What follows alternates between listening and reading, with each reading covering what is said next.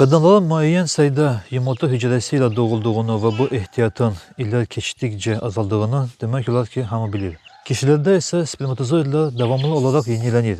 Buna göre birçok insan kişi fertilitenin tükenmez olduğunu düşünür. Lakin mesele bundan daha bir kadar mürekkeptir. Spermatozoidlerin normal inkişafı için Sertoli hücreleri vaciptir.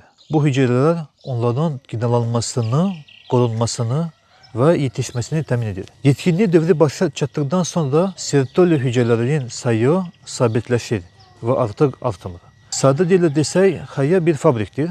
Spermatogoniyalar hammaldır. Sertoli hücreleri ise hem avadanlık hem de işçi güvesidir. Eğer avadanlık sıradan çıkarsa, en keyfiyetli hammaldan bile mahsul elde etmek mümkün olmaz. Sertoli hücrelerine ne zarar verebilir? Alkol, sigaret ve elektron sigaret, sauna, isti vannalar ve diğer istilik manbaları, varikosit ve bazı infeksiyalar, mesela epidemik paratit vs.